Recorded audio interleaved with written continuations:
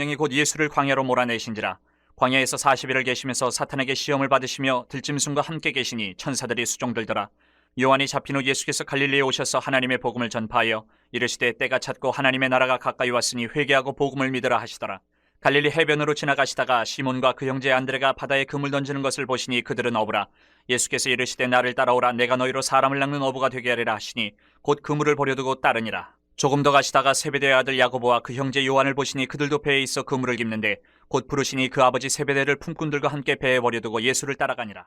예수님은 광야에서 40일간 시험을 받으신 후에 하나님 나라가 왔다라고 선포를 하십니다. 이제 본격적인 예수님의 3년간의 공생애가 시작되는 기록입니다. 그리고 오늘 보니까 어부였던 안드레와 베드로, 야고보, 요한 형제를 제자로 부르시는 장면도 나옵니다. 이 오늘 기록, 이 장면을 통해서 우리가 볼 것은 예수님께서 이 땅에 오셔서 하나님 나라 선포하신 것, 또 제자로 부르신 것, 이것들이 도대체 어떤 의미가 있을까? 그것을 우리가 한번 살펴보려고 합니다.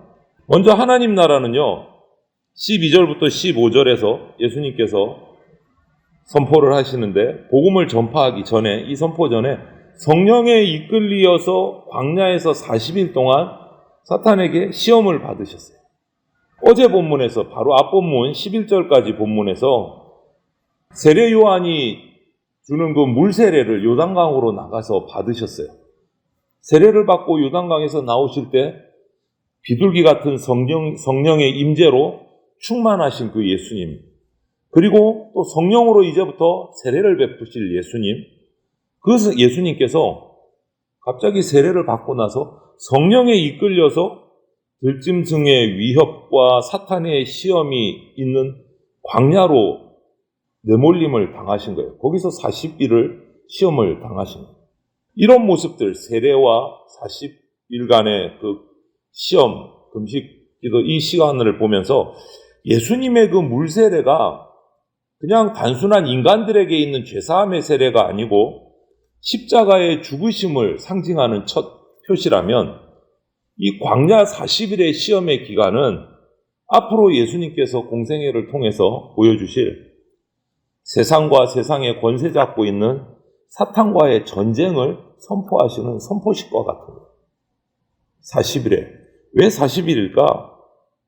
하나님의 아들로서 하나님의 백성 이스라엘의 40년 광야 시험을 다시금 재현하시면서 이제 새 출애굽을 시작하겠다라고 선포하시는 장면입니다. 새 출애굽.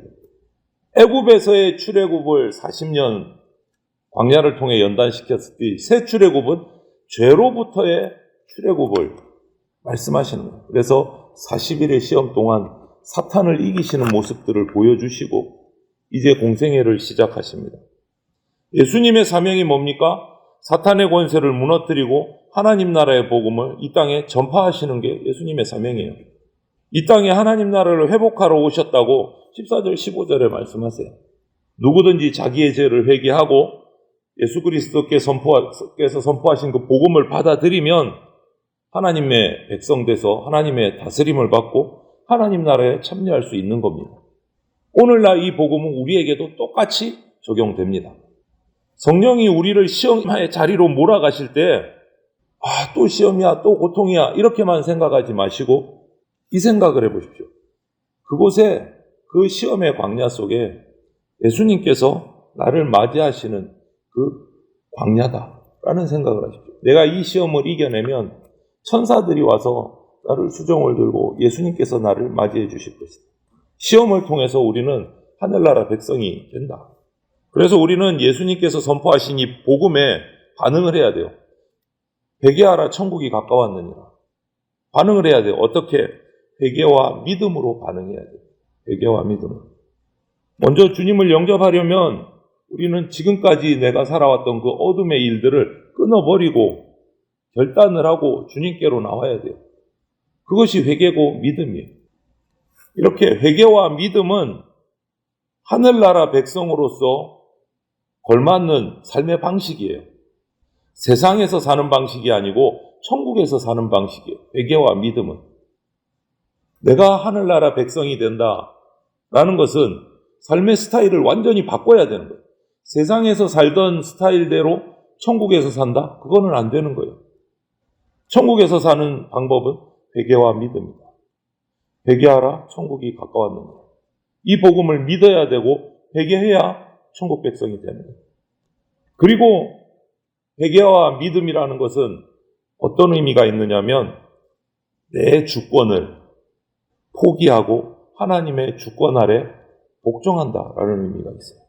내 소견대로, 내 마음대로, 내 생각대로라는 주권을 포기하는 거예요.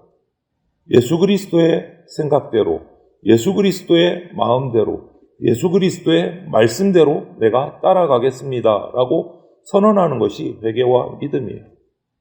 그래서 어떤 분들은 이런 생각하는데 좀 잘못됐다고 생각하는 것이 회개와 믿음, 나는 회개하고 나면 이제 제사함 받았어. 다행이다. 죄책감에서 해방되는 걸로 착각하시는 것 같아요. 그런 거 아닙니다. 회개와 믿음은. 나는 교회 나가니까 천국 갈 거야. 자기 만족이 아니에요. 회개와 믿음은. 철저하게 바뀌어야 돼요. 천국 백성의 삶으로 바뀌어야 돼요. 죄책감 조금 면하려고. 나는 이제 하늘나라 간 것 같아. 그런 만족감 누리려는 게 회개와 믿음이 아니다라는 거예요. 내 삶을 완전히 뒤집어야 돼요. 그것이 하나님 나라 백성의 모습이에요. 그래서 하나님 나라는 진심으로 자기 죄를 회개하고 예수님의 복음을 믿는 자가 하늘나라 백성이 된다. 오늘 보면 이렇게 15절까지 하나님 나라를 선포하시고 나서 16절부터 20절을 보면 제자들을 부르시는 장면이 나오는데 우리가 여기서 또 한번 생각해 볼 것이 하나님 나라를 선포했습니다. 그러면 뭔가 이 세상이 뒤집어질 것 같아요. 정말 세상이 주목할 만한 뭔가 의리의리한 기적, 엄청난 기적이 일어나서 막 빛이 바뀌고 막 우리는 이런 상상을 해요. 그런데 예수님 하늘나라를 선포하고 나서 뭐 했습니까? 누구도 생각지 않고 누구도 주목하지 않았던 변두리 마을, 어촌 마을, 갈릴리로 내려가세요. 아니 예루살렘에서 뭔가 세상을 뒤집어 엎어서 하나님 나라의 회복을 보이실 줄 알았는데 아니요. 갈릴리라는 총구석으로 내려가셨어요. 거기서 그날도 변함없이 배를 띄워서 고기 잡고 있는 그들에게로 내려가셨어요. 지극히 평범한 삶을 주목하시면서 그곳에서 하나님 나라를 선포하시기 시작하셨어요. 우리가 상상했던 하나님 나라 어떤 선포식 이거하고는 완전히 다른 모습입니다. 세례 받으시면서 성령의 임재를 비둘기같이 하나님의 음성이 들려지고 이것만 해도 어마어마한 환상적인 기적인데 거기다가 40일을 금식하면서 광야에서 사탄의 시험을 이기시고 완전히 기가 막힌 선포식을 하고 딱 시작하셨으면 땅을 뒤집어 엎으실 줄 알았는데 웬걸요?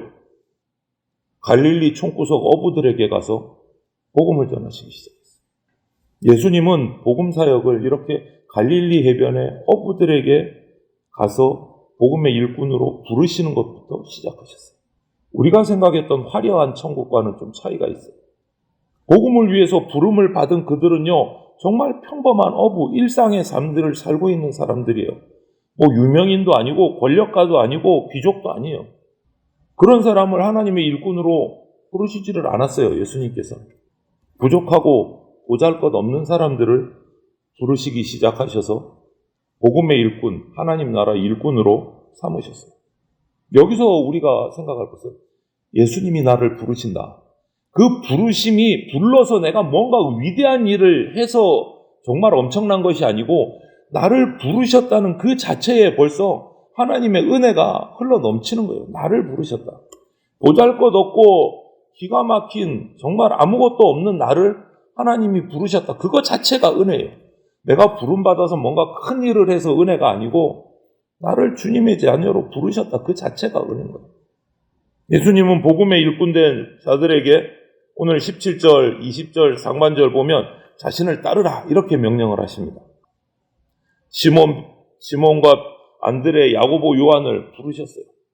그때 반응이 뭡니까? 이 네 명은 18절부터 20절을 보면 즉각 순종해서 따라갑니다. 예수님의 부르심에 응답해서. 이전에 자신들이 했던 그 배와 그물들 그걸로 먹고 살았지만 그것들 생계수단을 다 버리고 예수님을 즉시 따릅니다. 이런 모습들을 보면서, 이 과정들을 보면서 하나님 나라를 선포하시고 하나님 나라가 왔다라고 선포하시고 뭔가 엄청난 기적과 같은 변화, 화려한 변화를 이루신 것이 아니고 처음 하신 것이 제자를 부르신 거예요. 보잘것없는 사람들을 부르셔서 제자 공동체를 만드신 것이 처음 하신 일이에요. 하나님 나라를 선포하시고 약한 자를 불러서 제자 공동체를 세우셨어요.